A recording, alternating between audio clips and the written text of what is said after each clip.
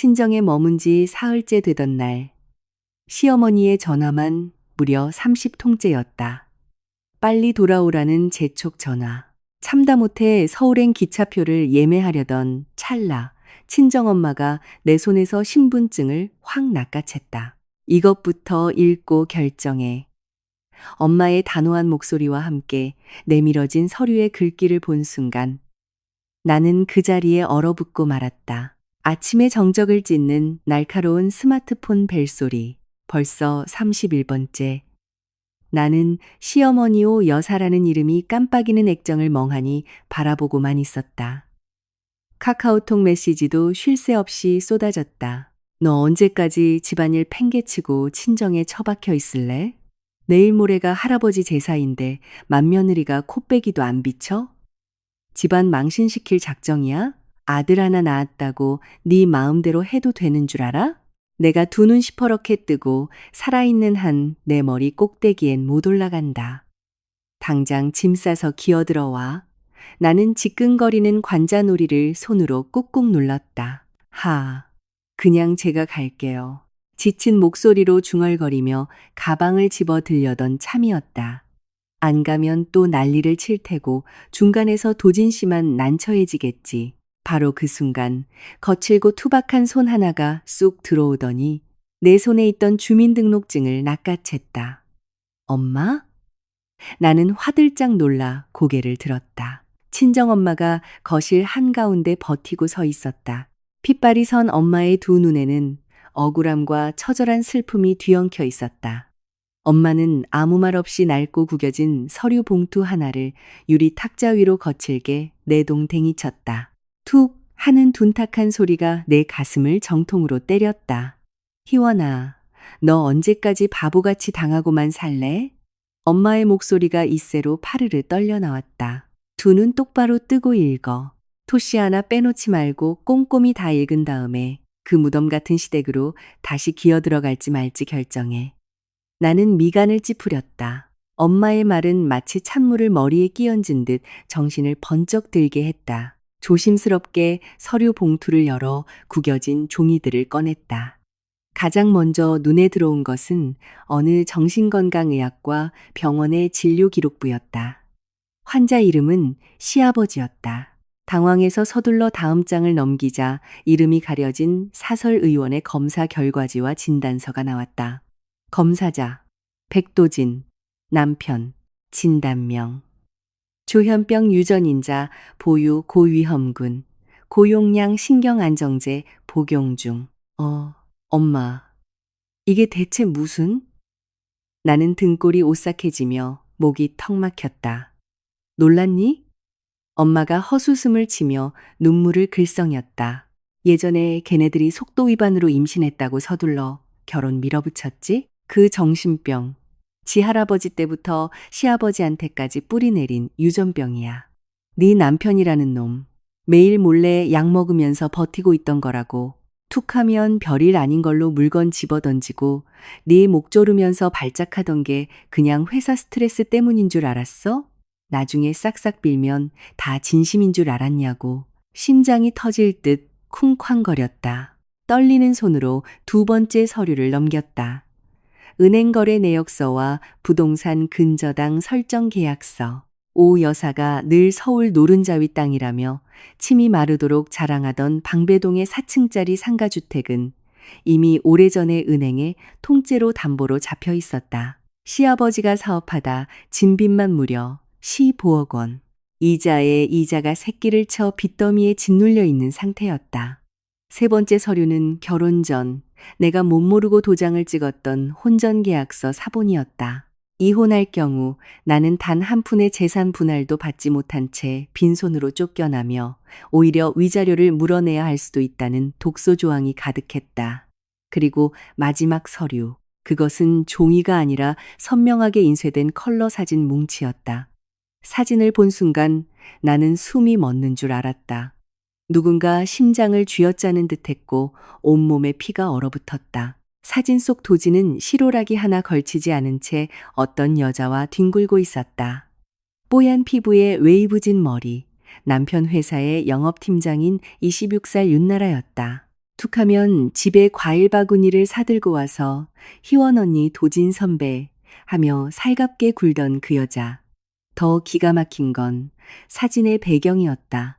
싸구려 모텔이 아니었다. 그곳은 바로 우리 부부의 침실이었다. 모든 것이 너무도 명백했다. 엄마, 이거 다 어디서 났어? 목이 맨 채 간신히 물었다. 입안이 쓰디썼다. 눈물조차 나오지 않았다. 그저 구역질이 날 것 같은 혐오감만이 치밀어 올랐다. 어디서 났는지 묻지 마. 난 네 엄마야.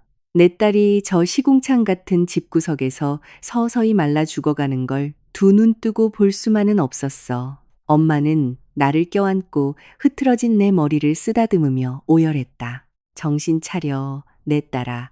그 집안 사람들, 널 그저 우월한 유전자를 가진 대리모 취급한 거야. 자기네 집안에 병든 유전자와 썩어 빠진 빚더미를 감추기 위한 완벽한 병풍. 그 이상도 이하도 아니라고. 나는 허탈하게 사진 뭉치를 바닥에 떨어뜨렸다. 나의 3년, 시어머니의 그 독한 시집살이와 폭언을 묵묵히 견뎌낸 3년의 청춘이 이토록 더럽고 기만적인 거짓말에 농락당했다는 사실에 말문이 막혔다. 윙, 윙. 다시 스마트폰이 울렸다. 32번째 전화. 나는 깊게 숨을 들이마시고 탁자 모서리를 꽉 쥐었다. 손가락 관절이 하얗게 질릴 정도였다. 지난 3년간 부엌대기처럼 살아온 나약한 아내 강희원은 이제 없다. 지금 내 눈빛에는 궁지에 몰려 이빨을 드러낸 자식을 지키려는 어미의 차갑고 서늘한 분노만이 남아 있었다. 나는 스마트폰을 집어들고 통화 버튼을 눌렀다. 여보세요. 내 목소리는 소름 끼치도록 차분하고 서늘했다. 수화기 너머로 오여사에 찢어지는 목소리가 들려왔다. 아이고, 독한 년. 이제야 전화를 받아? 지금이 몇 시인데 아직도 엉덩이 붙이고 있어? 내가 도진이한테 당장 너 내쫓으라고 하기 전에 당장 기어들어와. 나는 비릿하고 잔인한 미소를 지었다. 어머니, 굳이 내쫓으실 필요 없어요. 그 무덤 같은 집구석, 어머니나 평생 끌어안고 사세요. 진짜 재밌는 구경은 이제부터 시작이니까요. 뚝. 나는 통화를 끊고 스마트폰을 소파 위로 던져버렸다. 계약은 파기되었고 한엄마의 처절한 복수가 막을 올렸다. 소파에 던져진 스마트폰이 다시 격렬하게 울렸다. 이번엔 남편이라는 글자가 번쩍였다. 나는 숨을 한번 고른 뒤 전화를 받고 스피커폰으로 전환했다.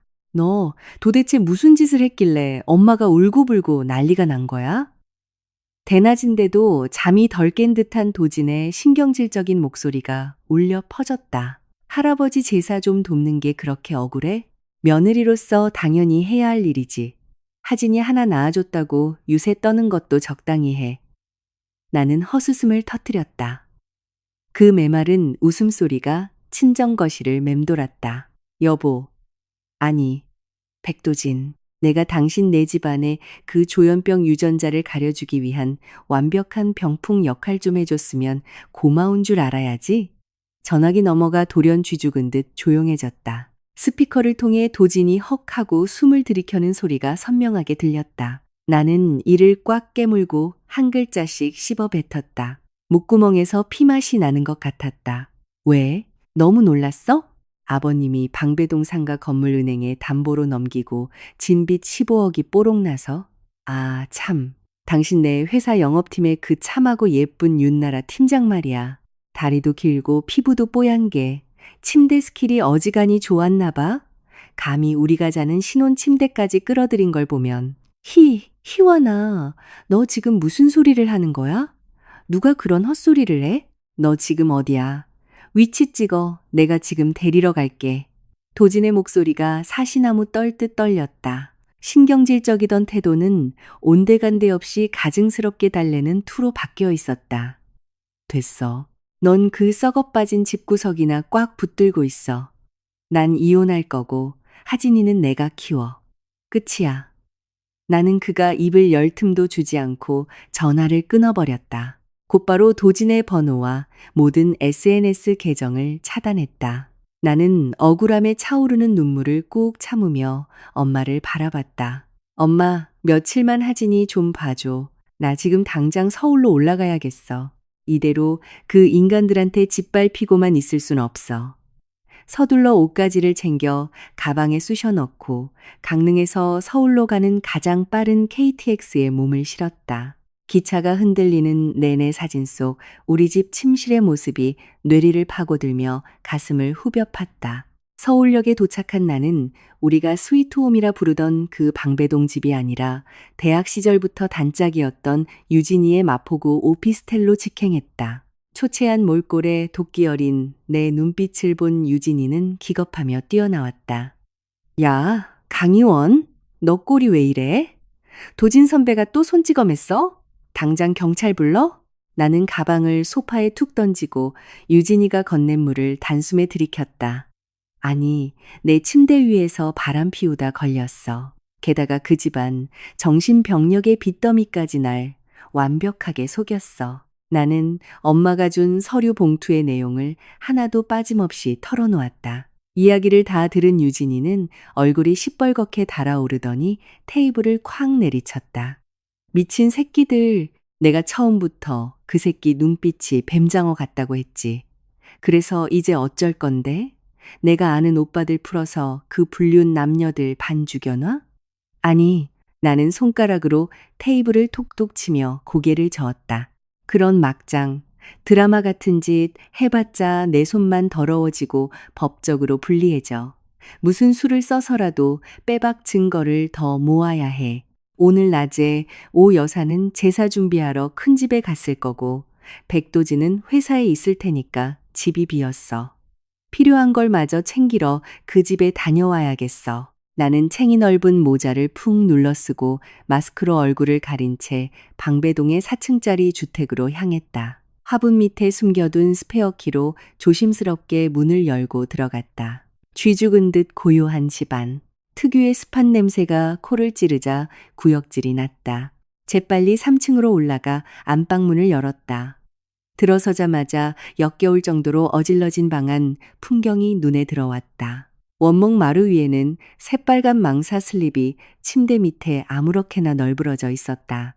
나는 옷장을 열어 다 뒤집어 엎었고 구석에 처박힌 비싼 수입 란제리 3벌을 끄집어냈다. 내 사이즈가 절대 아니었다. 내가 아이를 데리고 친정에 간 사이 두 인간은 아예 부부처럼 살림을 차린 것이다. 치밀어 오르는 분노를 억누르며 서재 책상 위에 놓인 도진의 노트북을 열었다. 그놈은 항상 브라우저에 비밀번호를 자동 저장해두는 멍청한 버릇이 있었다. 이메일과 PC 카카오톡을 뒤진 지 15분도 채 되지 않아 내 심장을 철렁 내려앉게 만드는 PDF 파일 하나를 발견했다. 부동산 매매 계약서, 아파트. 클릭해서 문서를 여는 순간 글자 하나하나가 망막을 칼로 쑤시는 듯했다. 서울 외곽의 신축 아파트 매매 계약서. 매매 대금은 정확히 10억 원. 그리고 공동 매수인의 이름은 윤나라였다. 10억 원. 불과 일주일 전만 해도 회사 자금줄이 막혀 자재 대금을 못 주고 있다며 징징거리길래 내 비상금 3천만 원까지 털어서 시어머니한테 갖다 바쳤는데 참으로 뼛속까지 악랄한 새끼였다. 나는 이를 갈며 USB를 꽂아 계약서 사본, 여보, 자기하며 주고받은 역겨운 카톡 대화 내용, 그리고 고급 레스토랑과 호텔 결제 영수증들을 모조리 복사했다.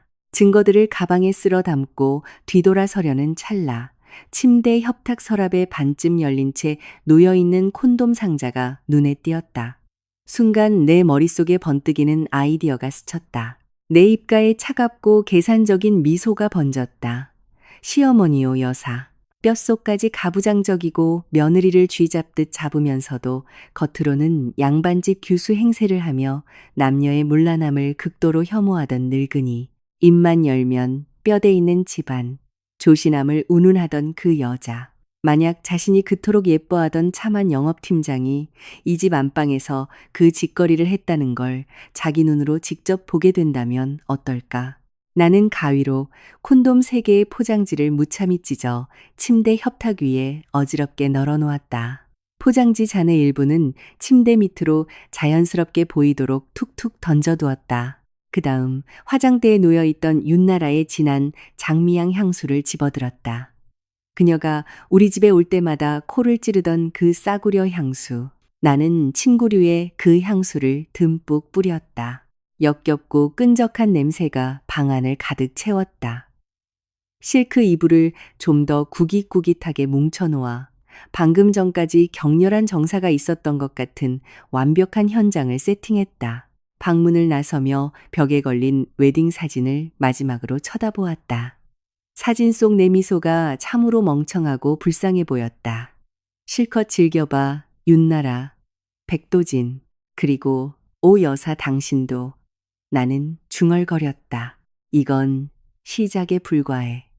당신들이 연기를 좋아하니 내가 아주 기가 막힌 무대를 만들어주지. 문을 굳게 잠그고 바보같이 어둠 속을 헤매던 지난 날들을 그 문 뒤에 영원히 가둬버렸다. 서울의 복잡한 골목길을 빠져나오며 내 머릿속은 그 어느 때보다 차갑고 맑았다. 유능한 이혼 전문 변호사를 찾아야 한다. 자비 없는 피해 복수극이 이제 막을 올렸다. 배신과 거짓으로 얼룩진 그 방배동 집을 빠져나온 나는 유진이가 수소문해준 서울에서 이혼 및 재산 분할 소송으로 악명 높은 정태경 변호사의 사무실로 직행했다. 날카로운 눈빛의 변호사 앞에 마주 앉았지만 나는 눈물을 짜내지도 신세 한탄을 하지도 않았다. 그저 USB와 낡은 서류 봉투를 유리 탁자 위로 슥 밀어주었을 뿐이다. 이혼할 겁니다. 양육권은 100% 제가 가져와야 하고요. 그리고 저 집안의 15억 빚더미는 단 1원도 책임지고 싶지 않습니다. 내 목소리는 면도날처럼 예리했다. 정 변호사는 서류들을 빠르게 훑어보더니 한쪽 눈썹을 치켜 올렸다. 혼전 계약서가 아주 치밀하게 짜여 있네요. 처음부터 강희원 씨를 빈손으로 내쫓으려는 의도가 다분합니다. 하지만 위조된 의료 기록, 명백한 외도 증거, 그리고 혼인 기간 중 상간녀에게 집을 사주기 위해 10억 원의 재산을 몰래 빼돌린 정황까지 칼자루는 희원 씨가 쥐고 있습니다. 문제는 이 모든 걸 법정에서 터뜨릴 만큼 희원 씨가 모질게 마음을 먹었느냐 하는 거죠. 소장 준비해 주세요. 그 인간들이 제게 살기를 남겨주지 않았는데 저라고 그깟 체면 지켜줄 이유가 있습니까? 오후 3시. 북촌 한옥마을의 한적한 전통 찻집. 창살 틈으로 스며드는 바람이 제법 쌀쌀했지만 내 뼛속까지 얼어붙은 한기에 비하면 아무것도 아니었다. 모락모락 김이 피어오르는 대추차를 가볍게 젓고 있을 때 문이 거칠게 열리며 도진과 오 여사가 씩씩거리며 들어왔다.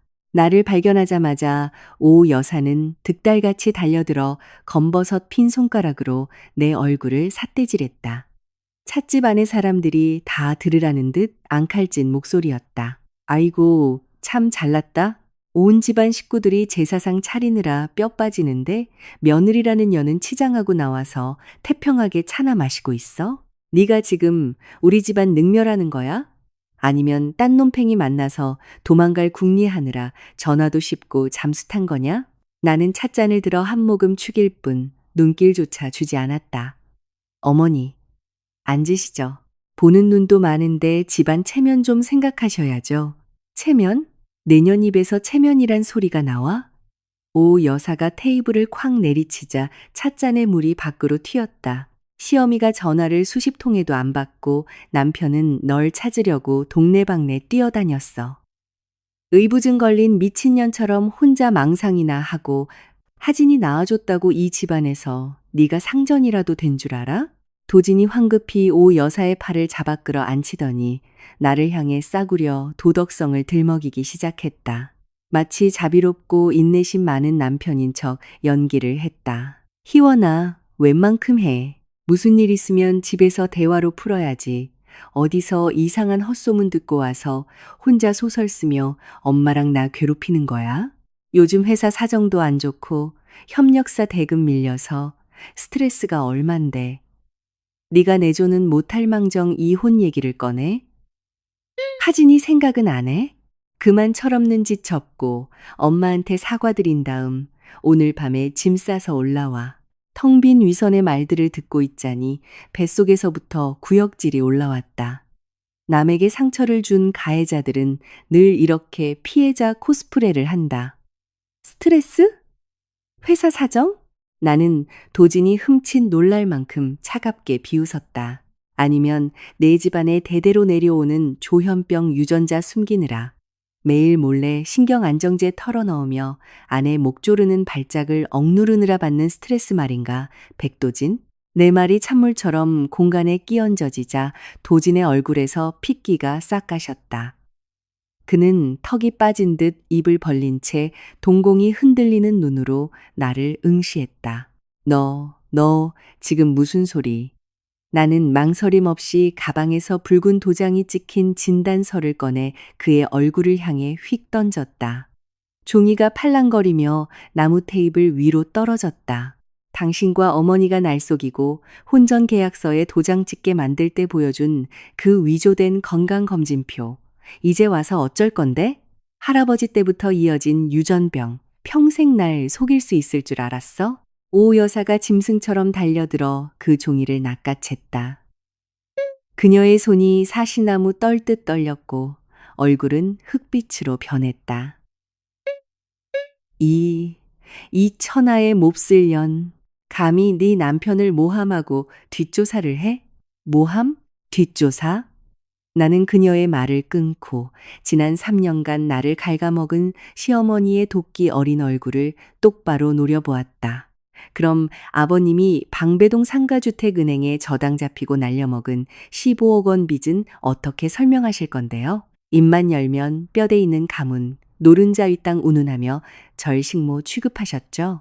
실상은 언제 터질지 모르는 빚더미 위에 앉아 있으면서 오로지 멀쩡한 손자 하나 얻어서 그 병든 유전자 이어가려고 날 그 시궁창에 끌어들인 거잖아요. 나는 은행거래 내역서와 근저당 설정 계약서를 테이블 한가운데로 던졌다. 오 여사는 숨을 헐떡이며 금방이라도 쓰러질 듯 테이블 모서리를 부여잡았다.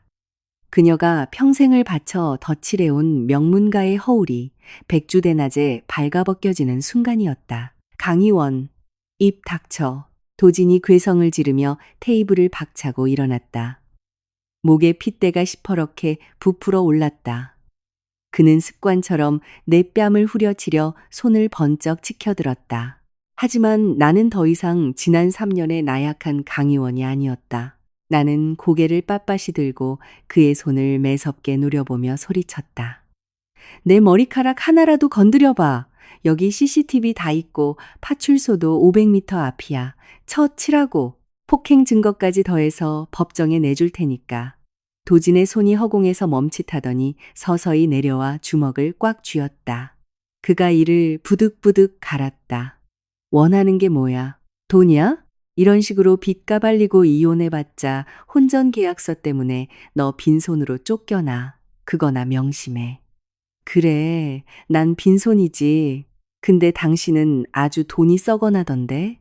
나는 미소를 지으며 최후의 일격을 가했다. 상간녀 윤나라의 이름이 적힌 10억 원짜리 아파트 매매 계약서 사본과 두발쩍난 짐승이 우리 침대에서 뒹구는 사진 뭉치. 나는 사진들을 오 여사 쪽으로 쓱 밀었다. 어머니 늘 입버릇처럼 조신함이 최고다. 몸가짐 해픈 여자는 집안 망친다 하셨죠?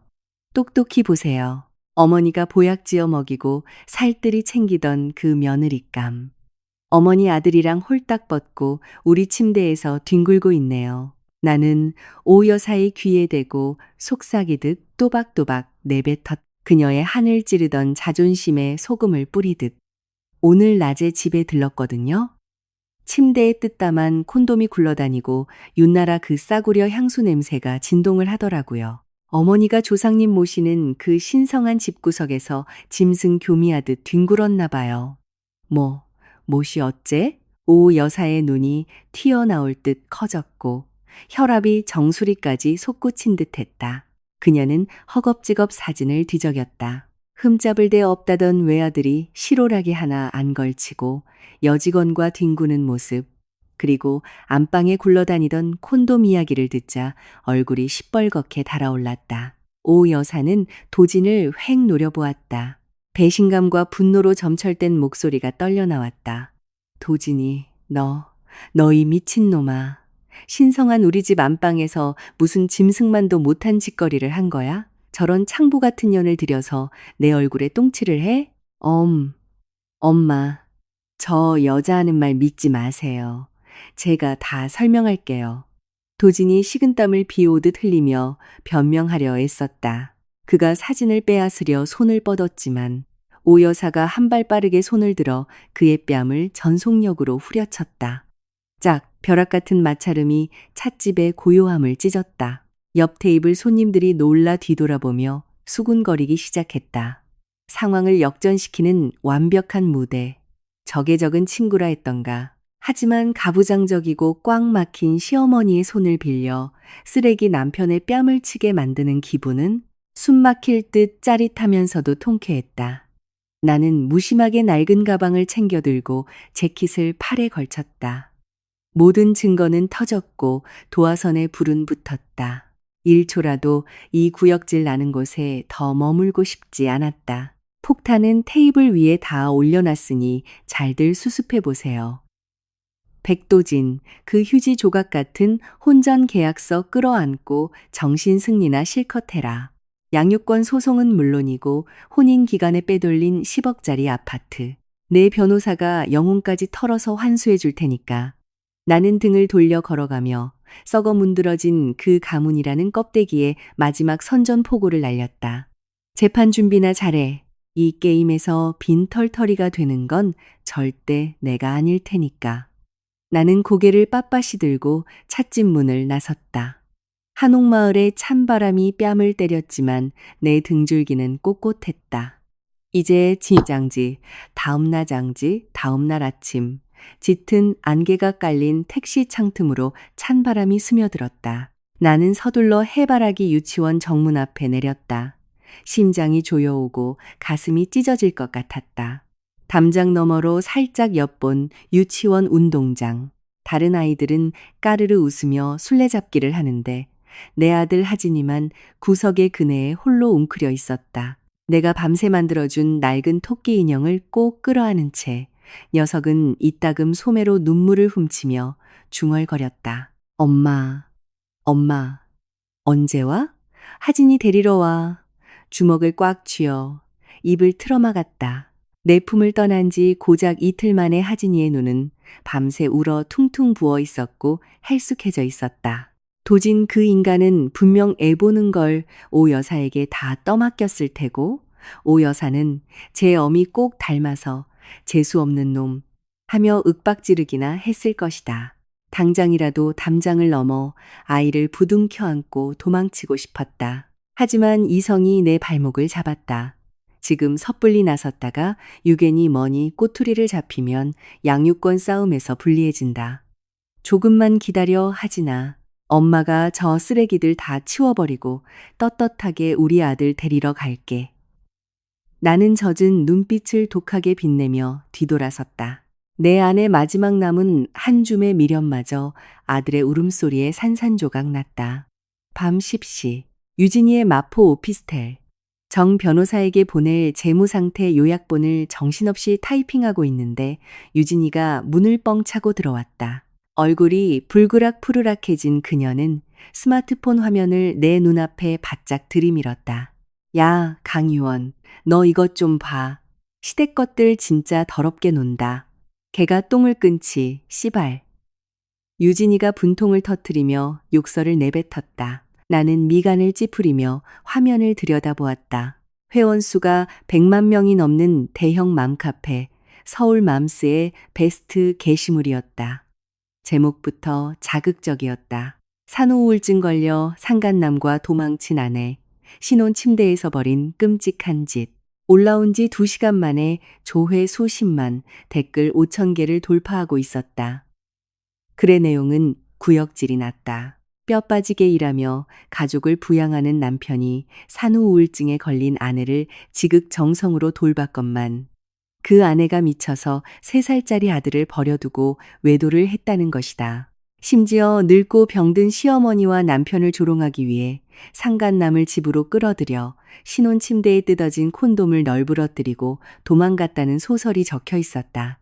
사진에는 내가 어제 세팅해 놓고 온 그 구겨진 침대와 잘린 콘돔 껍질들이 버젓이 찍혀 있었다. 오 여사와 도진이 내 덫을 역이용해 상간녀가 저지른 난장판을 내게 덮어 씌운 것이다. 네티즌들의 반응은 끔찍했다. 애 버리고 도망간 년은 쳐 죽여야 함. 남편이랑 시어머니 불쌍해서 어쩌냐.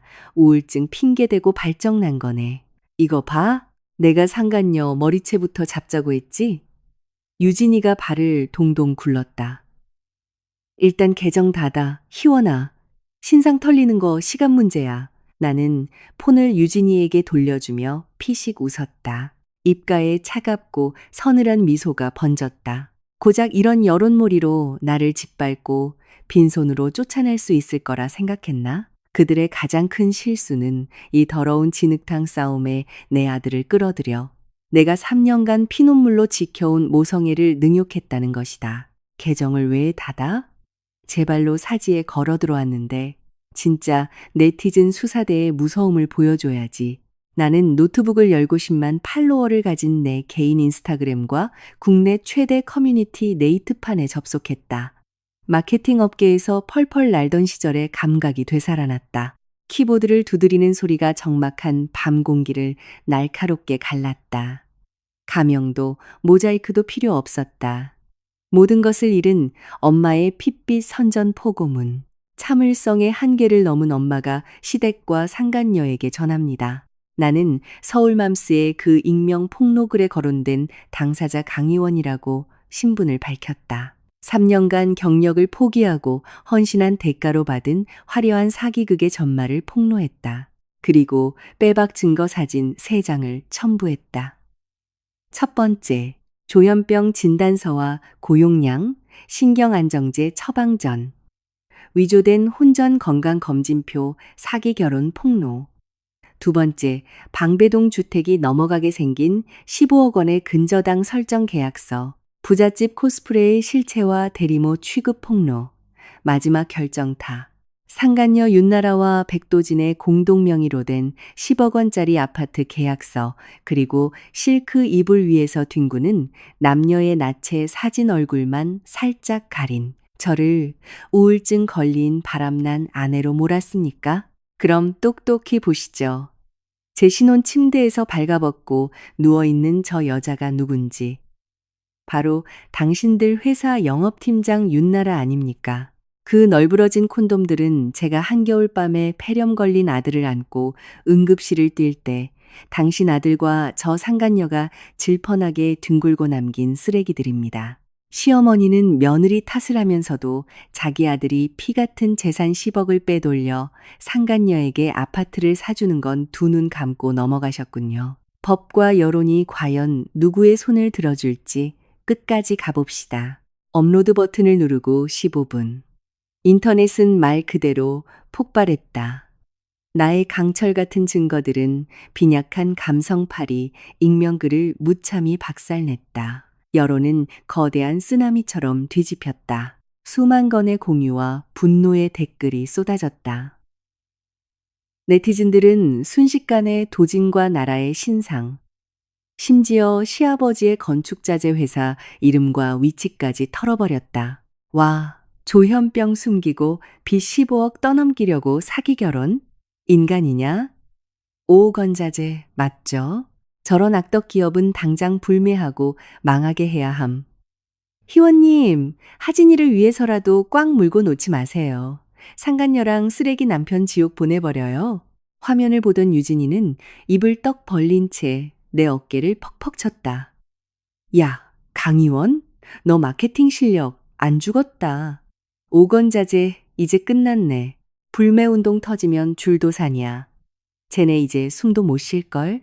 나는 의자에 깊숙이 기대어 물을 한 모금 마셨다. 폰 화면이 쉴 새 없이 번쩍였다. 오 여사와 도진의 부재중 전화가 폭탄처럼 쏟아졌지만 나는 여유롭게 비행기 탑승 모드로 바꿨다. 오늘 밤 그들은 수십만 명의 저주와 조롱 속에서 숨이 막혀 죽어가는 기분을 맛보게 될 것이다. 오 여사가 평생을 바쳐 쌓아 올린 알량한 체면의 모래성은 내 클릭 한 번에 가루가 되어 날아갔다.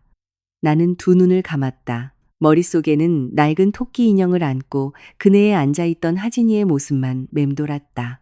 아들을 데려올 날이 머지않았다. 인터넷 폭로 사건 이후 일주일. 시댁의 건축자재 회사는 끔찍한 불매운동의 역풍을 맞고 있었다. 엮일까 두려워한 거래처들이 줄줄이 계약을 파기했다. 하지만 그것만으로는 부족했다. 아침, 정 변호사 사무실. 서류를 검토하던 그가 펜을 내려놓으며 무거운 목소리로 말했다. 여론전과 외도 증거는 완벽히 승리했습니다. 하지만 양육권을 100% 가져오기엔 희원 씨에게 치명적인 약점이 하나 있습니다. 바로 경제력이죠. 희원 씨는 3년간 경력이 단절되었고 도진 씨는 어쨌든 회사의 부사장 타이틀로 일정한 소득이 잡힙니다. 법원은 아이의 양육 환경을 우선시합니다. 지금 당장 고수익이 보장된 번듯한 직장이 필요합니다. 나는 주먹을 꽉 쥐었. 고작 소득 증명서 쪼가리 때문에 내 아들을 빼앗길 순 없었다. 오후 2시 강남 테헤란로에 위치한 대형 유통 그룹 본사. 인사총괄 임원은 내 이력서를 보며 미간을 좁혔다. 과거 경력은 화려하지만 3년의 공백기가 있군요. 트렌드가 생명인 마케팅 업계에서 저희가 강희원 씨를 마케팅 총괄이사로 채용할 확신이 서지 않습니다. 나는 여유롭게 미소 지으며 미리 통계창을 띄워둔 아이패드를 임원 쪽으로 밀었다. 제 위기관리 능력과 대중 심리를 꿰뚫어 보는 감각은 절대 녹슬지 않았습니다. 오히려 더 날카로워졌죠. 지난 며칠간 대한민국 인터넷을 발칵 뒤집어 놓은 방배동 15억 사기 결혼 사건 보셨습니까? 단 한 푼의 광고비 없이 하루 만에 200만 명에게 도달하고 여론을 완벽히 통제한 바이럴 마케팅. 그게 바로 제 작품입니다. 트렌드를 쫓아가는 이사가 필요하십니까? 아니면 트렌드를 만들어내고 통제하는 이사가 필요하십니까? 임원의 눈빛이 의구심에서 경이로움으로 바뀌었다. 그녀는 고개를 끄덕였다. 15분 뒤 나는 월급 800만 원짜리 마케팅 총괄이사 정규직 근로계약서를 손에 쥐고 빌딩을 나섰다. 하진이를 데려오기 위한 첫 번째 초석이 놓였다. 주차장으로 향하던 중 모르는 번호로 전화가 걸려왔다. 여보세요. 강희원 씨 되십니까? 저는 천학원 자재의 마 회장이라고 합니다. 수화기 너머로 시가 향이 뵐 것 같은 굵직한 남자의 목소리가 들렸다. 방금 양육권 소송을 위한 소득 증명 문제는 해결하셨을 테고 혹시 당신 아들을 볼모로 잡고 있는 그 썩어 빠진 집안을 완전히 붕괴시킬 더 치명적인 무기가 필요하진 않습니까? 나는 눈살을 찌푸렸다. 천하건 자재, 백도진네 회사의 최대 경쟁사였다. 원하시는 게 뭡니까? 거래를 하나 하죠. 30분 뒤 성수동 호텔 꼭대기 VIP 라운지 혼자 오십시오. 30분 뒤 짙은 우드향이 배어있는 조용한 라운지. 고급 탁자 너머로 은발이 성성한 50대 중반의 사내가 앉아 있었다. 상계의 늙은 여우 마 회장이었다. 그는 내게 자리를 권하며 차가운 미소와 함께 두툼한 서류 봉투 하나를 밀어주었다. 빙빙 돌려 말하지 않겠습니다. 강 이사님, 이 안에는 백도진네 회사의 이중장부, 가짜 세금 계산서, 조세 포탈 증거 자료가 전부 들어 있습니다. 방배동 건물 담보대출 15억은 애교 수준이죠. 시아버지가 뒤에서 불법 자재를 빼돌려 수십억을 해먹었습니다. 이 서류가 국세청과 경찰서, 경제팀 책상에 올라가면 시아버지와 도진이는 구속이고 회사는 즉각 압류입니다. 심장이 철렁 내려앉았다. 경제사범. 이것이야말로 오 여사의 오만한 콧대를 뿌리째 뽑아버릴 완벽한 비수였다. 나는 봉투를 뚫어져라 응시하다마 회장의 눈을 똑바로 쳐다보았다. 이런 걸 왜 제게 주시는 겁니까? 직접 신고하셔도 될 텐데요. 마 회장은 차갑고 경멸 어린 헛웃음을 쳤다.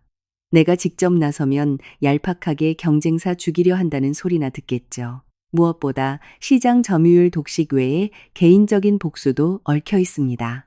그가 옥반지를 낀 손가락으로 테이블을 톡톡 치며 이를 갈았다. 윤나라 그 맹랑한 년. 걔가 무슨 돈이 있어서 명품 두르고 백도진 회사 영업팀장 자리까지 꿰찼을 거라 생각합니까? 작년까지 내 스폰을 받던 애입니다. 나는 충격에 입을 다물지 못했다. 내가 오피스텔도 얻어주고 매달 용돈도 줬건만 그 탐욕스러운 년이 내 VIP 고객 명단을 빼돌려서 백도진한테 갖다 바치고 그 자리를 얻어냈더군요. 게다가 도진이 꼬드겨 10억짜리 아파트까지 뜯어내고 날 차버렸지. 단물만 빨아먹고 버리다니. 난 그년이 사회적으로 완전히 매장당해서 시궁창을 기어다니는 꼴을 봐야겠습니다. 마 회장은 안주머니에서 검은색 소형 USB를 꺼내 봉투 위에 올려놓았다. 이 안에는 그년과 내가 뒹굴던 영상, 그리고 시골집 도박빚 갚아달라고 징징대던 녹음 파일이 다 들어있소. 여론전의 달인이시니 이걸 어떻게 써먹어야 할지 잘 아시겠지? 나는 역겨움의 속이 뒤틀렸다. 참으로 더럽고 추악한 세상이다. 입만 열면 명문가, 도덕을 부르짖던 시댁이 사실은 경쟁사 회장의 스폰을 받던 산업 스파이 꽃뱀을 며느리로 모시고 피 같은 재산을 퍼주고 있었던 것이다. 회장님은 총알을 대고 저는 방아쇠를 당긴다. 나는 한쪽 입꼬리를 올렸다. 경쟁사도 날리고 괘씸한 전 애인도 밟아버리시겠다? 그 대가로 저는 백도진 일가를 감방에 쳐넣고 양육권을 되찾는다. 나는 망설임 없이 봉투와 USB를 낚아채 가방에 쑤셔 넣었다. 사람 제대로 보셨습니다, 회장님. 나는 자리에서 일어나 재킷 단추를 채우며 얼음장 같은 목소리로 말했다. 방아쇠만 당기는 게 아니라 그 위선자들의 집구석을 아주 폭파시켜 잿더미로 만들어 드릴 테니 기대하십시오. 호텔을 나서는 길, 늦은 오후의 햇살이 빌딩 유리에 반사되어 눈이 부셨다. 모든 준비는 끝났다. 내 머릿속엔 완벽하고 잔혹한 계획이 세워져 있었다. 오 여사, 백도진, 윤나라, 진짜 지옥은 이제부터다. 오후 4시 30분. 세 분기 마케팅 전략 기획서를 검토하고 있는데 스마트폰이 울렸다. 하진이네 유치원 안 선생님이었다. 불길한 예감이 정수리를 때렸다. 나는 황급히 전화를 받았다. 어머니, 지금 당장 유치원으로 와주세요. 친할머니랑 어떤 낯선 여자가 막무가내로 들이닥쳐서 하진이를 데려가겠다고 난리를 피우고 있어요. 애는 자지러지게 울고 저랑 경비 아저씨가 맡고 있는데 힘이 붙여요. 안 선생님의 다급한 목소리 너머로 찢어지는 듯한 하진이의 울음소리와 고함이 들려왔다. 심장이 멎는 것 같았다. 연필을 집어던지고 가방을 낚아챈 뒤 새끼를 지키려는 맹수처럼 사무실을 뛰쳐나갔다. 선생님, 하진이 절대 내주시면 안 돼요. 제가 5분 안에 갈게요. 퇴근 시간대에 꽉 막힌 강남도로는 피를 말리게 했다. 내 머릿속엔 단 하나의 생각뿐이었다. 도간에 든 쥐꼴이 되니까 내 아들을 인질 삼아 이혼 소송에서 백기 투항하게 만들 속셈이구나. 택시가 유치원 정문에 멈추기 무섭게 나는 차에서 튕겨나갔다. 눈앞에 펼쳐진 광경에 피가 거꾸로 솟았다. 하원하러 온 학부모들이 빙 둘러싼 가운데 오 여사가 하진이의 원복 멱살을 거칠게 움켜쥐고 안 선생님과 실랑이를 벌이고 있었다. 3살배기 내 아들은 땀과 눈물 범벅이 된 채 새파랗게 질려 발버둥 치고 있었다. 놔요! 엄마! 하진이 할머니 싫어! 엄마! 그리고 오 여사 옆에는 몸에 딱 붙는 실크 원피스를 입고 선글라스를 낀 윤나라가 서 있었다. 그녀는 둘러싼 사람들을 향해 뻔뻔하게 쓰레기 같은 변명을 늘어놓고 있었다. 아유, 다들 비키세요. 우리 형님이 우울증 걸려서 바람나 도망갔거든요. 그래서 할머니가 애 거두러 온 건데 왜 남의 집안일에 참견이세요? 하진아, 착하지? 나라 이모가 장난감 사줄게. 응? 그 더러운 손 당장 치워. 내 사자우가 소란스러운 유치원 앞마당을 찢어놓았다. 군중이 화들짝 놀라며 길을 텄다.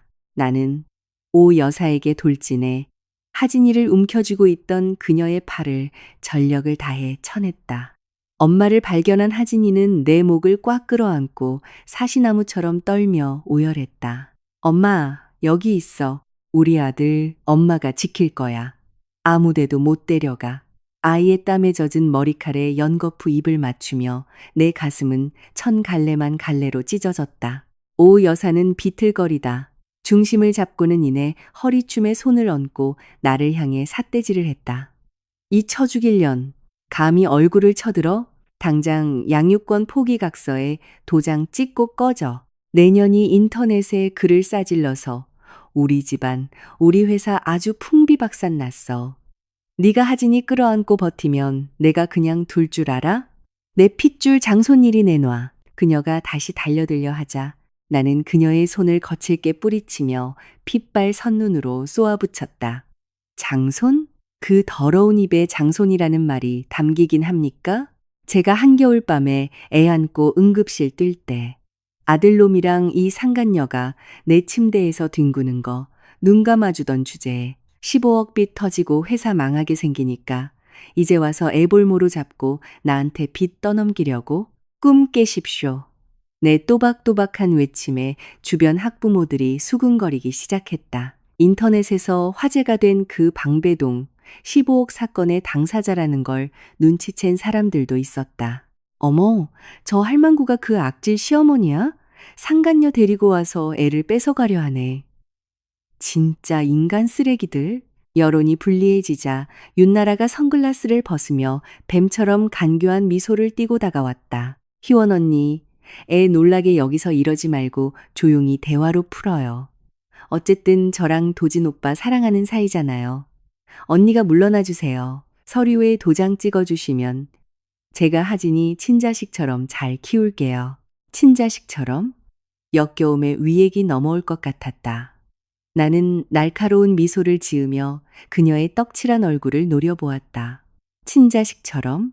내년이 계모 코스프레라도 하려고? 단물 빠지면 버리는 꽃뱀 주제에 마 회장 스폰 받아서 빼돌린 고객 명단으로 영업팀장 자리 꿰차더니 이번엔 내 남편 꼬셔서 가족 돈 10억 빼돌려 아파트 사달라 한 주제에 어디서 애를 키워? 내 입에서 마 회장이라는 단어가 나오자 윤나라의 얼굴에서 핏기가 싹 가셨다. 동공이 지진난 듯 흔들렸다. 언니, 무슨 헛소리를 하는 거야? 헛소리? 나는 가방에서 스마트폰을 꺼냈다. 그리고 도진의 카톡에서 백업해둔 마 회장이 준 파일의 음성을 들었다. 볼륨을 최대로 높인 채 유치원 경비실 앞에 스피커용 마이크에 스마트폰을 바짝 댔다. 윤나라의 간드러진 콧소리가 유치원 앞마당에 쩌렁쩌렁 울려 퍼졌다. 어머님, 강의원 그년빚 떠안고 이혼하게 달래보세요. 하진이 안 준다 버티면 놔두세요. 나중에 뺏어오면 되죠 뭐.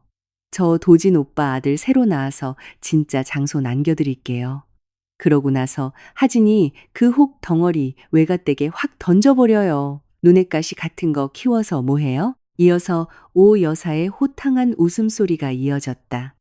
오냐오냐. 집안일 싹 정리되면 그 모자년들 다 내쫓아 버리자꾸나. 녹음 파일이 채 끝나기도 전에 수십 명의 학부모들 사이에서 폭발적인 분노가 터져 나왔다. 내 아이를 키우는 부모로서 절대 참을 수 없는 선을 넘은 것이다. 저런 천하의 쌍년들, 새 살배기 핏덩이를 갖다 버린다고? 반찬통을 들고 있던 한 엄마가 윤나라의 면전에 대고 소리쳤다. 상간녀 주제에 어디 애를 건드려? 당장 안 꺼져? 우리 애들 다니는 유치원 앞에 얼씬도 하지 마. 이 더러운 년들아. 순식간에 성난 군중이 벌떼처럼 일어났다. 휴대폰을 꺼내 동영상을 찍고 욕설을 퍼부었다. 덩치 큰 아빠들 몇몇이 내 앞을 막아섰고 오 여사와 나라를 벌레 쫓듯 밀어냈다. 오 여사는 하얗게 질려 뒷걸음질 치다 보도블록에 걸려 나자빠질 뻔했다.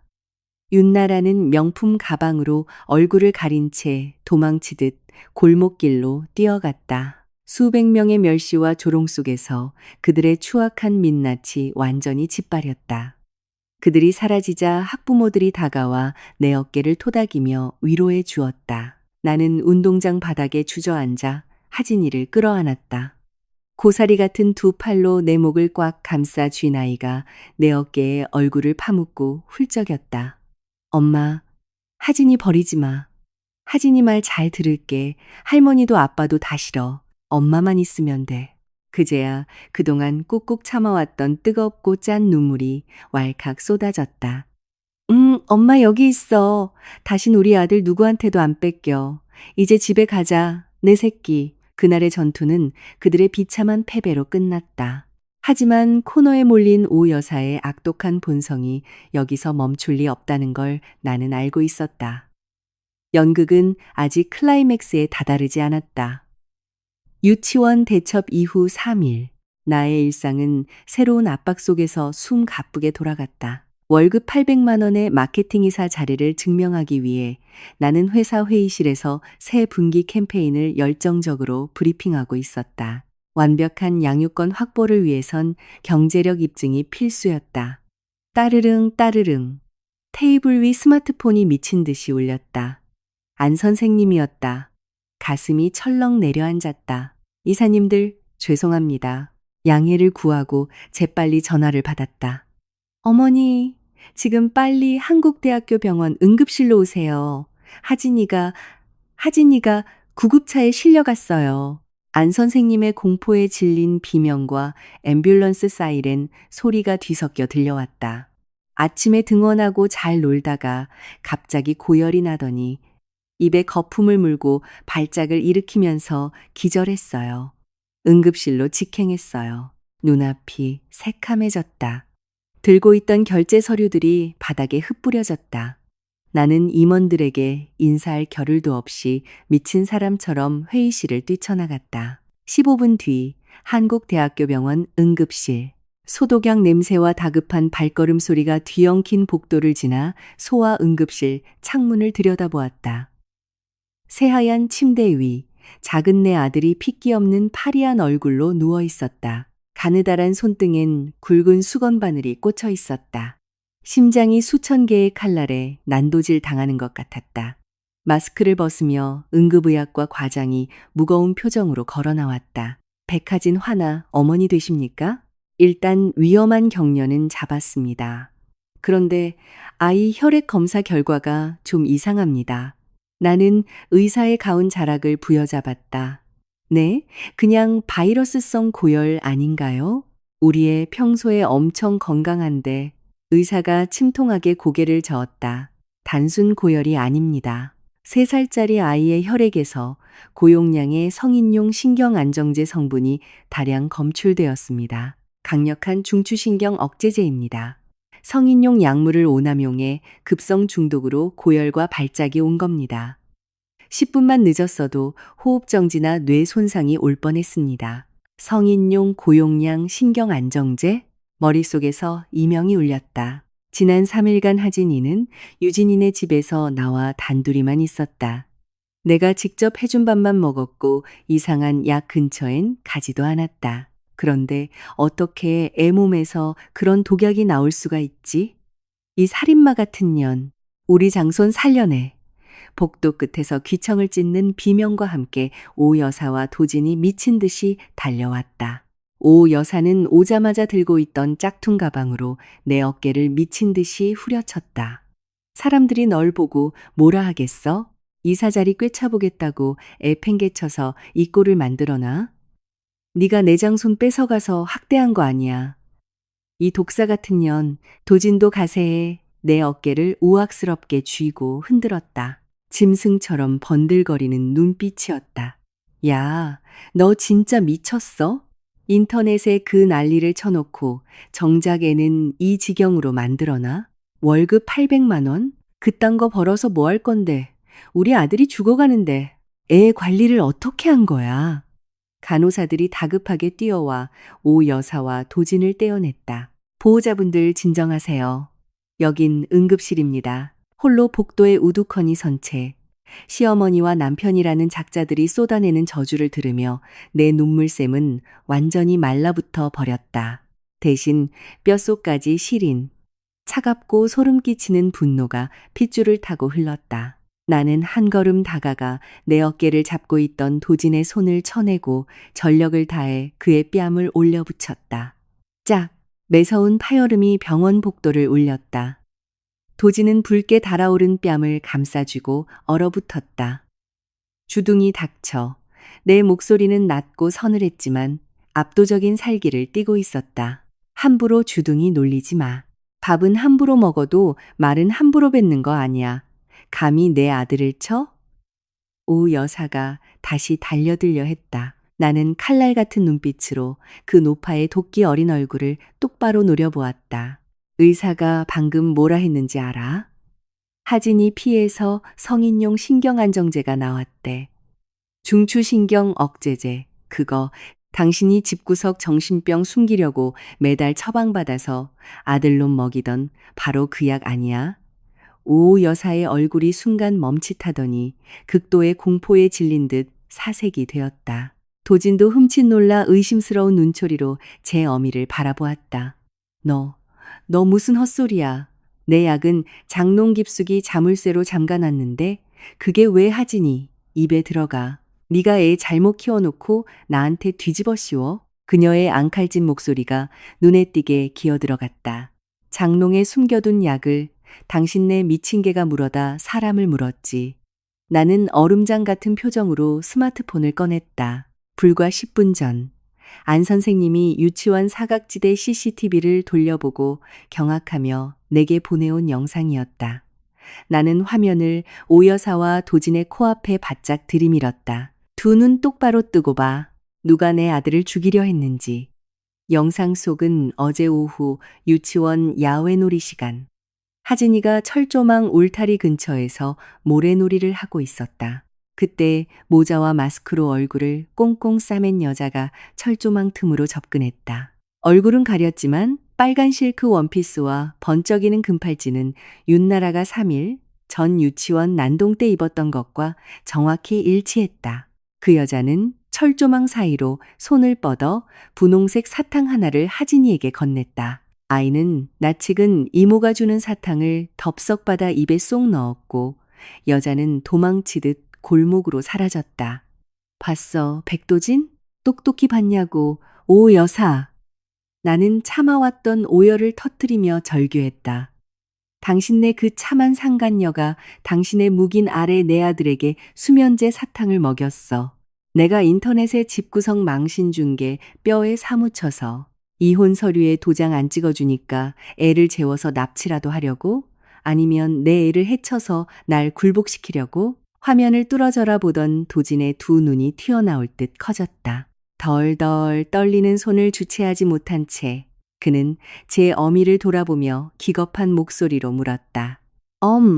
엄마, 저거 뭐야?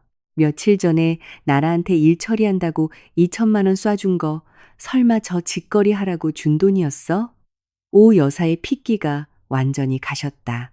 병원 벽에 겨우 몸을 기대고 헐떡이면서도 변명조차 내뱉지 못했다. 소름 끼치도록 끔찍하고 잔인한 진실이 백일하에 드러난 것이다.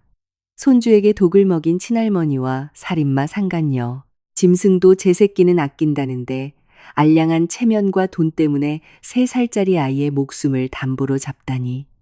나는 스마트폰을 꽉 쥐며 그들을 향해 사형 선고를 내렸다. 방금 강남경찰서에 신고했어. CCTV 영상, 병원 진단서, 혈액 검사 결과 전부 수사팀에 넘겼어. 이혼? 재산분할? 그건 애교지. 당신들 살인미수 및 아동학대 중상해죄로 평생 감방에서 썩을 준비나 해.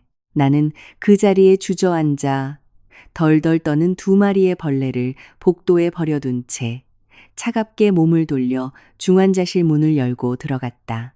내 아들이 흘린 피눈물, 그들의 자유와 남은 인생을 통째로 으깨어 갚아줄 것이다. 다음 날 아침 한국대학교 병원 병실은 숨막히는 긴장감으로 가득 찼다. 경찰서 형사팀 형사 2명이 하진이의 병실을 찾아왔다. 그와 동시에 오 여사의 집 장롱 밑에서 신경안정제 빈병을 압수한 경찰은 오 여사와 윤나라를 대질 신문하기 위해 병원으로 압송해 왔다. 형사들 앞에 서자 오 여사의 그 도도하고 표독스럽던 껍데기는 온데간데 없이 사라졌다. 수의처럼 낡은 옷을 입은 노파는 사시나무 떨듯 떨며 두 손을 모아 싹싹 빌었다. 형사님, 전 억울해요. 진짜 몰랐어요. 나라 전현이 제 신경안정제를 달라고 한 거예요. 그냥 사탕에 조금 섞어 먹여서 잠재운 다음에 슬쩍 데리고 나오겠다고만 했어요. 제가 명색이 친할머니인데 장손을 죽이려 했겠습니까? 옆에 선 윤나라의 꼴도 말이 아니었다. 실크 원피스는 구겨지고 화장은 다 번져 있었다. 오 여사가 책임을 떠넘기자 그녀는 미친년처럼 펄쩍 뛰었다. 이 늙은이가 미쳤나? 당신이 나한테 약 주면서 시킨 거잖아. 애한테 약 왕창 먹여서 응급실 실려가면 강의원이 혼비백산할 거고 그때 빚 15억 다 떠안는 조건으로 양육권 포기 각서 받아내기 쉬울 거라고. 저 노인네 조현병 약 먹어서 정신 오락가락하는 거예요. 믿지 마세요. 시어머니와 며느리 후보가 서로 물어뜯으며 개싸움을 벌이는 꼴이라니. 나는 팔짱을 낀 채 벽에 기대어 마 회장이 주었던 천하건자재 서류 봉투 중 은행 이체 내역서 사본을 테이블 위로 툭 던졌다. 누가 주동자인지 싸울 필요 없습니다. 나는 형사들을 향해 또박또박 말했다. 제가 오늘 아침 경찰서 경제팀에 추가로 제출한 은행 거래 내역입니다. 윤나라가 유치원 앞에서 사탕을 먹인 바로 전날 오후 2시 백도진의 아버지가 윤나라의 계좌로 정확히 2천만 원을 송금했습니다. 적요란에는 일처리 비용이라고 적혀 있더군요. 조직적이고 계획적인 영유아 살인미수 범죄 아닙니까? 2천만 원. 그 액수가 언급되자 오 여사와 윤나라는 벼락이라도 맞은 듯 얼어붙었다. 형사들은 즉각 수갑을 꺼내 윤나라와 오 여사의 양 손목에 철컥 채웠다. 두 여자는 짐짝처럼 호송차에 실려갔다. 아동학대 중상해 및 살인미수 공범. 하지만 그것은 그 썩어빠진 가문이 맞이할 종말의 신호탄에 불과했다. 그날 오후 도진네 회사를 향한 진짜 폭풍이 몰아쳤다. 마 회장의 블랙 파일이 경찰서, 경제팀과 국세청 책상 위에 안착한 것이다. 수십 명의 수사관이 강남의 건자재 회사 본사에 들이닥쳐 장부와 창고를 몽땅 압류했다. 수십억 원의 세금 포탈, 페이퍼 컴퍼니를 통한 비자금 조성, 회장이자 시아버지인 자는 수백 명의 직원과 거래처 사람들이 보는 앞에서 수갑을 차고 끌려나갔다. 소문이 퍼지자 은행은 즉각 여신을 회수하고 방배동 4층 상가 주택에 압류 딱지를 붙였다. 오 여사가 한평생 허세와 며느리, 핍박의 무기로 삼았던 그 알량한 명문가 코스프레는 불과 24시간 만에 처참한 잿더미로 타버렸다. 밤 10시. 인적 끊긴 병원 복도에는 서늘한 에어컨 소리만 맴돌았다. 하진이의 이불을 덮어주고 잠시 바람을 쐬러 나왔을 때 복도 대기석 의자에 구부정하게 웅크린 그림자 하나를 발견했다. 백도진. 한때는 빳빳하게 다린 셔츠에 헤어젤을 바르고 회장 아들 행세를 하던 그가 지금은 단추가 뜯어지고 수염이 덕룩한 노숙자 꼴이 되어 있었다. 술 냄새와 쉰내가 진동을 했다. 나를 보자마자 도진은 비틀거리며 다가오더니 차가운 타일 바닥에 무릎을 꿇고 엎드렸다. 그는 내 종아리를 와라 끌어안으며 어린애처럼 콧물 눈물을 쏟아내며 울부짖었다. 희원아, 제발 내가 다 잘못했어. 우리 아빠 좀 살려줘. 우리 엄마 좀 살려줘. 아빠 구속됐고 집도 은행에 넘어갔어. 엄마는 아침부터 유치장에 갇혀서 혈압 올라 쓰러지기 일보 직전이야. 나이든 노인네가 감옥에서 어떻게 버텨? 나는 구역질이 나서 그의 손을 혐오스럽게 떨쳐내고 두 걸음 물러섰다. 손대. 내가 무슨 보살이라도 되는 줄 알아?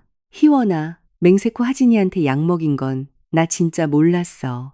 다 엄마가 노망이 난 거고 그 상간녀 미친년이 우리 집안을 홀린 거야.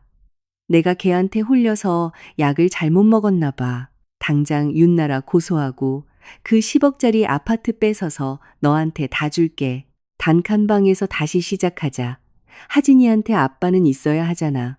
저열하고 비겁한 변명. 꼬리 자르듯 자기 엄마와 내연녀에게 모든 죄를 뒤집어 씌우고 제 살 길만 찾으려는 그 쓰레기 같은 바닥에 나는 헛웃음을 터뜨렸다. 그 서늘한 웃음소리가 복도를 섬뜩하게 울렸다.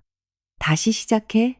조현병 유전자 숨기고 마누라, 목 조르는 미친놈이랑 자기 아들 입에 수면제 사탕이 들어가는 줄도 모르고 상간녀랑 아파트나 보러 다니던 무능하고 찌질한 놈이랑 그러고도 네가 하지니 아빠라고 주둥이를 놀려?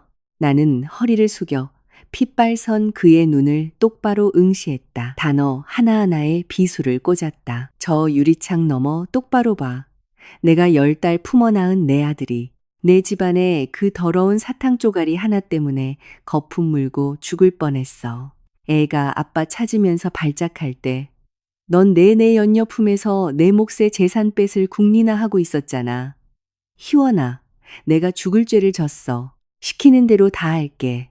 도진이 이마에서 피가 나도록 바닥에 찧었다. 그 악어의 눈물 거도 나는 허리를 꼿꼿이 세웠다. 일말의 동정심도 남지 않았다. 내 청춘 3년은 걔한테 물린 셈칠게. 하지만 내 아들이 흘린 피눈물은 내 놈들 피 말려 죽이는 걸로 갚아받을 거다. 10억짜리 아파트? 당연히 내 변호사가 공동재산 은닉으로 소송 걸어서 다 토해내게 할 거야. 내 부모 그리고 내 상간녀는 감옥에서 뼈가 썩을 거고 넌 경제사범 공범에 땡전 한 푼 없는 빈털터리 전과자가 되겠지. 경비원 불러서 쫓아내기 전에 내 눈앞에서 영원히 꺼져. 도지는 털썩 주저앉아 입을 떡 벌린 채 나를 악마라도 보는 듯 쳐다보았다. 모든 문이 쾅 닫혔다. 남을 짓밟고 올라섰던 자들이 마침내 출구 없는 시궁창 밑바닥으로 내동댕 잊혀진 것이다. 나는 뒤도 돌아보지 않고 병실 문을 닫았다. 어둠 속에서 들려오는 벌레의 짐승 같은 곡소리를 뒤로 한 채 그 끔찍했던 병원 사건 이후 2달, 늦가을에 쌀쌀한 바람이 불던 어느 아침, 서울지방법원 형사재판부 법정의 공기는 숨소리조차 들리지 않을 만큼 무거웠다. 원고석에 앉은 나는 새하얀 셔츠를 입고 두 손을 무릎 위에 단정히 모으고 있었다. 반대편 피고인석에는 한때 기고만장했던 백도진 일가의 허울이 갈기갈기 찢겨나간 채 주저앉아 있었다. 머리가 하얗게 새노 여사는 낡은 수의를 입고 초점 없는 눈으로 덜덜 떨고 있었고 뼈만 앙상하게 남은 도지는 사방을 두리번거리며 불안해했다. 그 옆에 윤나라는 고개를 푹 숙인 채 얼굴조차 들지 못했다. 검사의 긴 공소장 낭독이 끝나자 윤나라 측 변호사가 자리에서 벌떡 일어나 열변을 토하기 시작했다. 재판장님, 제 의뢰인에 대한 혐의는 지나치게 억지스럽습니다. 피고인 윤나라는 사건 당시 심신미약 상태였습니다. 여기 XX 정신병원에서 발급받은 우울증 및 망상장애 진단서가 있습니다. 그녀는 사탕에 든 약이 위험한 줄 전혀 인지하지 못했습니다. 그는 교활한 미소를 띠며 나를 흘끗 보더니 USB 하나를 서기에게 제출했다. 뿐만 아니라 제 의뢰인은 친모인 강희원 씨가 쳐놓은 잔인한 덫에 걸린 희생양에 불과합니다. 여기 제 의뢰인이 강희원 씨와 다투다 우연히 녹음한 음성 파일이 있습니다. 스피커에서 지지직거리는 소리와 함께 내 목소리가 끊기듯 흘러나왔다. 맛 좀 봐라. 하진이 입원시켜서 너희들 다 감방에 쳐넣을 거다. 이 쓰레기들아. 방청석이 웅성거리기 시작했다. 뒤에 앉아있던 친정 부모님. 아빠와 엄마가 놀라 벌떡 일어나려 했지만 아빠가 엄마의 손을 꽉 쥐며 앉혔다. 나는 미간을 찌푸린 채 손톱이 살에 파고들 정도로 주먹을 꽉 쥐었다. 유치원 앞에서 내가 분노에 소리쳤던 말들을 저렇게 악의적으로 짜깁기 하다니 끝까지 역겨운 인간들이었다. 존경하는 재판장님. 상대 변호사가 득의양양하게 목소리를 높였다. 시댁을 파멸시키고 재산을 차지하기 위해 친자식의 목숨까지 미끼로 던진 비정한 어미입니다. 제 의뢰인은 망상 장애 때문에 이 간악한 덫에 이용당했을 뿐입니다. 내가 끓어오르는 화를 누르며 반박하려 일어서려 할 때 정태경 변호사가 내 어깨를 짚으며 고개를 끄덕였다. 그는 특유의 냉철하고 여유로운 태도로 서류 뭉치를 들고 일어섰다. 존경하는 재판장님, 거짓말에는 늘 구멍이 있기 마련입니다. 정 변호사의 묵직한 목소리가 법정을 압도했다. 상대 측 변호사님께서 아주 훌륭한 픽션을 쓰셨지만 대본이 너무 엉성하군요. 정 변호사는 붉은 도장이 찍힌 국립과학수사연구원 감정서를 번쩍 들어올렸다. 첫째, 녹음 파일에 관하여 어제 도착한 국과수 음성 감정 결과 해당 파일은 23개의 각기 다른 음성 클립을 수작업으로 교묘하게 짜깁기한 위조 증거로 판명났습니다. 당시 강희원 씨의 실제 발언은 이렇습니다. 나를 모함한 거 맛 좀 봐라. 증거 내서 다 밝힐 거다. 만약 하진이가 너희 때문에 입원이라도 하게 되면 너희들 다 감방에 쳐넣을 거다. 이 쓰레기들아. 법정에서 고의로 위조 증거를 제출한 것은 중대한 법정 기만 행위입니다. 상대 변호사의 얼굴이 순식간에 백지장처럼 하얗게 질렸다. 피고인석의 오 여사는 식은땀을 줄줄 흘리며 몸을 웅크렸다. 둘째, 정신병 진단서에 관하여 정 변호사는 헛웃음을 치며 안주머니에서 마 회장이 건네주었던 검은색 USB를 꺼냈다. 심신미약의 망상 장애 환자가 제정신으로 천하건자재 마 회장의 스폰을 받으며 VIP 고객 명단을 빼돌립니까? 그 정보로 피고인 백도진에게 접근해 영업팀장 자리를 꿰차고 공동재산 10억 원을 빼돌려 아파트를 사내라고 종용할 만큼 판단력이 뚜렷한 망상 환자가 어디 있습니까? 정 변호사는 마지막으로 은행 거래 내역서를 판사석으로 제출했다. 가장 결정적인 증거입니다. 범행 당일 오후 2시 피고인 백도진의 아버지가 피고인 윤나라의 계좌로 정확히 2천만 원을 송금했습니다. 적요. 일 처리 비용. 세상에 어떤 심신미약자가 살인 교사 대금을 이렇게 체계적이고 치밀하게 받아 챙깁니까? 법정이 발칵 뒤집혔다. 방청객들의 분노, 어린 수군거림이 폭풍처럼 피고인석을 때렸다.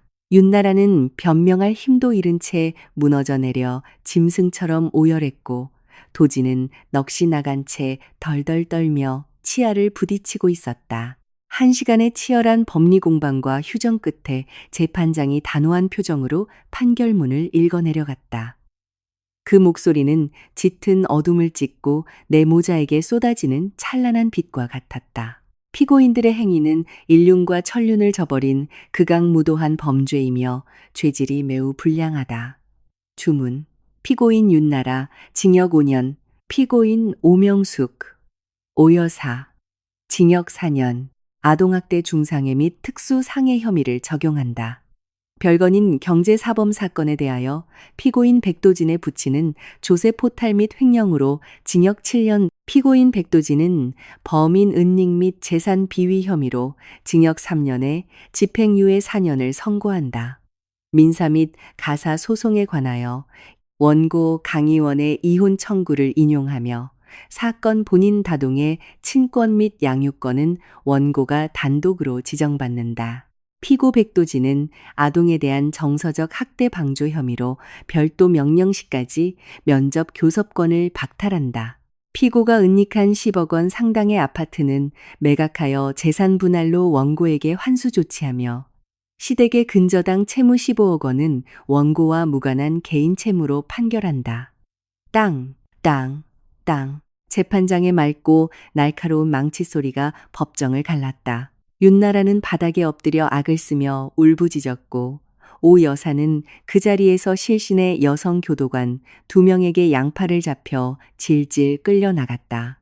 백도진, 그 찌질하고 비겁했던 남자는 의자 손잡이를 부여잡은 채 수갑을 차고 끌려가는 어미의 뒷모습만 텅 빈 눈으로 바라볼 뿐이었다. 가족, 회사, 돈, 자유, 그리고 하나뿐인 아들. 그가 가졌던 모든 것이 휴지 조각처럼 찢겨 날아갔다. 하늘의 그물은 엉성해 보여도 결코 죄인을 놓치지 않는다. 인과응보는 단 한 번도 틀린 적이 없. 나는 썰물이 빠져나가듯 사람들이 흩어지는 법정 한가운데 우두커니 서 있었다. 다리에 힘이 풀렸다. 참고 참았던 눈물이 볼을 타고 하염없이 흘러내렸다. 지난 3년의 억울함 때문이 아니었다. 그것은 생존의 안도감이자 완벽한 해방의 눈물이었다. 희원아, 내 새끼. 뒤돌아보니 아빠와 엄마가 두 팔을 벌리고 나를 향해 달려오고 있었다. 주름진 부모님의 얼굴도 눈물 범벅이었다. 나는 그 따뜻하고 굳건한 품으로 뛰어들어 아빠의 야윈 어깨를 끌어안고 엄마의 가슴에 얼굴을 묻은 채 어린아이처럼 엉엉 울었다. 엄마, 아빠, 나 해냈어. 우리 하진이 지켰어. 이제 우리 살 수 있어. 아빠가 내 헝클어진 머리를 쓰다듬으며 쉰 목소리로 흐느꼈다. 고생했다. 내 딸아, 다 끝났다. 폭풍우 다 지나갔으니 이제 우리 집으로 가자. 하진이 보러 가야지. 나는 눈물을 훔치며 힘차게 고개를 끄덕였다. 그래, 모든 것이 끝났다. 악의 씨앗을 뿌린 자들에게는 파멸이, 그리고 버텨낸 자들에게는 눈부신 새로운 시작이 주어졌다. 그로부터 3개월 후, 초겨울의 맑은 햇살이 서울 양평동의 한적한 주택가, 자그마한 마당이 딸린 단층집 마루로 쏟아져 내렸다. 요 녀석 잡았다. 꺄하하, 이모 간지러워. 유진이가 뒤에서 하진이를 와라 껴안고 옆구리를 간지럼 태우자 아이는 숨 넘어갈 듯 웃으며 카펫 위로 쓰러졌다. 나는 깎아놓은 과일 접시를 테이블에 올려놓으며 아들의 머리를 다정하게 쓰다듬었다. 지옥 같았던 재판이 끝난 지 석 달. 하진이는 살이 이케일게이나부터 볼이 통통해졌다. 자다가 깨서 엄마 하고 비명을 지르며 울던 끔찍한 야경증도 완전히 사라졌다. 친정 부모님은 마당 한편에 심어둔 작은 감나무 아래서 이사 올 때 새로 모셔온 조상님 위패가 든 작은 상자를 정성스레 닦고 계셨다. 방배동의 번듯한 4층 주택이나 오 여사가 떠벌리던 가짜 명문가의 타이틀은 없지만 이 소박한 집은 오롯이 내 땀과 눈물로 이룬 진정한 스위트홈이었다. 내 아들이 안전하고 사랑 넘치는 공기를 마음껏 들이마실 수 있는 곳. 희원아, 이거. 유진이가 가방에서 끝이 다른 갈색 서류 봉투 하나를 꺼내며 표정을 굳혔다. 오늘 아침에 가정법원 가서 판결문 정본 받아오는데 입구에서 우연히 백도진 마주쳤어. 너한테 전해달라더라. 물을 마시려던 손이 허공에서 잠시 멈췄다. 백도진. 그 이름 석자를 들어도 이제 내 마음은 파도 없는 호수처럼 잔잔했다. 분노도 미련도 동정심도 남지 않았다. 담담하게 봉투를 열었다. 안에는 정확히 3천만 원이 찍힌 하진이 명의의 통장 하나와 백도진이 자필로 서명한 친권 및 면접 교섭권, 영구 포기 각서가 들어있었다. 그리고 삐뚤빼뚤 떨리는 글씨로 적힌 구겨진 편지 한 장. 희원아, 내게 널 용서해달라고 할 자격조차 없다는 거 알아. 집은 경매로 넘어갔고 엄마 아버지는 감옥에 계셔. 나 혼자 일용직 노가다 뛰면서 전전하다 보니 모든 걸 잃은 놈의 비참함이 뭔지 뼛속까지 깨닫게 되더라. 이 3천만 원 타고 다니던 차 팔고 주변에 무릎 꿇고 빌려서 겨우 만든 돈이야. 하진이 학비에 보태 써줘. 면접 교섭권은 내 발로 포기할게. 하진이한테 나 같은 쓰레기 아빠, 범죄자 집안의 꼬리표를 달아주고 싶지 않아. 오늘 밤 야간 버스 타고 지방 건설 현장으로 내려간다. 부지 두 사람, 평생 평안하길 바라. 미안하다. 옆에서 편지를 훔쳐보던 유진이가 입술을 비쭉 내밀며 쯧쯧 혀를 찼다. 이럴 줄 알았으면 진작에 사람답게 살 것이지. 다 박살나고 나서 후회하면 뭐해? 이 통장은 어쩔 거야? 나는 편지를 곱게 접어 통장과 함께 서랍 깊숙한 곳에 던져 넣었다. 놔둬. 이건 하진이 몫이니까 애 18살 될 때까지 꽁꽁 묶어뒀다가 나중에 그대로 줄 거야. 그 인간이랑은 이제 완전히 끝이야. 죗값은 치렀으니 더 이상 내 인생에 낄 자리는 없어. 그때 스마트폰이 울리며 메일 알림창이 떴다. 그룹 본사 임원진이 보낸 메일이었다. 강의원 이사 정규직 전환 및 승진 발령건 입사 후 2달 동안 내가 기획한 마케팅 캠페인이 목표 매출을 200% 초과 달성하며 나는 수습 기간을 뛰어넘어 마케팅 전략 본부장으로 초고속 승진했다. 월급 800만 원짜리 계약서가 3년 전 부억대기로 썩어가던 시절엔 감히 상상도 못할 억대 연봉의 정규직 계약서로 바뀌어 있었다. 잿더미 속에서 기어나온 내 커리어가 마침내 눈부시게 날개를 펴는 순간이었다. 우리 엄마 짱! 엄마가 최고야! 내가 활짝 웃는 걸 본 하진이가 쪼르르 달려와 까치발을 들고 내 목을 와락 껴안으며 볼에 뽀뽀를 세례를 퍼부었다. 마당에 계시던 부모님도 소식을 듣고 환한 웃음을 지으며 들어오셨다. 우리 가족은 그날 저녁 보글보글 끓는 한우 불고기 전골을 가운데 두고 빙 둘러앉아 축배를 들었다.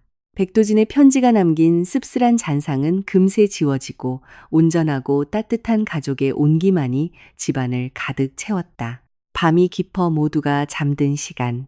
하진이는 작은 침대 위에서 좋은 꿈이라도 꾸는지 오물오물 입술을 움직이며 쌕쌕 잠들어 있었다. 나는 따뜻한 차를 한 잔 타서 창가 책상에 앉아 노트북을 열었다. 그리고 내 인스타그램과 네이트판 커뮤니티 계정에 접속했다. 피 튀기는 전쟁의 서막을 알렸던 그 폭록을 수십만 명의 좋아요와 수만 개의 댓글이 달린 그 글은 내가 궁지에 몰려 맹수처럼 이빨을 드러내야만 했던 끔찍한 시간의 흔적이었다. 하지만 지금 그 사진들과 분노에 찬 문장들을 다시 읽어보아도 내 마음은 가을 하늘처럼 청명하기만 했다. 나를 갉아먹던 증오의 불길은 완전히 꺼졌다. 오 여사와 윤나라는 쇠창살 안에서 죗값을 치르고 있고 백도진은 평생 지울 수 없는 치욕과 후회를 아는 채 지방의 공사판을 떠돌고 있다. 모든 업보는 청산되었다. 나는 마우스 포인터를 게시물 우측 상단의 점 3개로 옮겼다. 미소가 번졌다. 너무나도 홀가분하고 편안한 미소. 삭제 버튼을 눌렀다. 이 게시물을 영구적으로 삭제하시겠습니까? 영원히. 나는 조용히 속삭였다. 클릭. 수많은 피와 눈물이 얼룩졌던 3년의 끔찍한 과거가 클릭 한 번에 디지털의 먼지가 되어 흔적도 없이 사라졌다. 내가 그 글을 지운 건 그들을 용서해서가 아니다. 세상엔 영원히 용서받지 못할 끔찍한 죄악도 존재한다. 내가 글을 지운 이유는 그 썩어빠진 과거의 그림자를 내 마음속에서 완벽하게 비워내고 온전한 새 삶을 살기 위해서였다. 이 순간부터 강희원과 백하진의 삶은 완벽한 자유다. 다음 날 아침, 나는 하진이의 작은 손을 잡고 대문을 나섰다. 서울의 초겨울 하늘은 눈이 시리도록 투명했고 어제 새로 짧게 자른 단발머리를 스치는 아침 공기가 상쾌했다. 동쪽 하늘 위로 붉고 따스한 태양이 솟아오르며 우리가 걷는 아스팔트길 위로 황금빛 카펫을 깔아주었다. 엄마! 오늘 해님이 엄청 반짝반짝해. 하진이가 하늘을 가리키며 동그란 두 눈을 반짝였다. 환하게 웃는 아이의 얼굴이 눈부시게 빛났다. 나는 작지만 따뜻한 아들의 손을 꽉 쥐고 그 어느 때보다 당당하고 꼿꼿한 발걸음을 내디뎠다. 그럼 우리 하진아, 드디어 진짜 아침이 밝았거든. 자, 힘차게 가보자.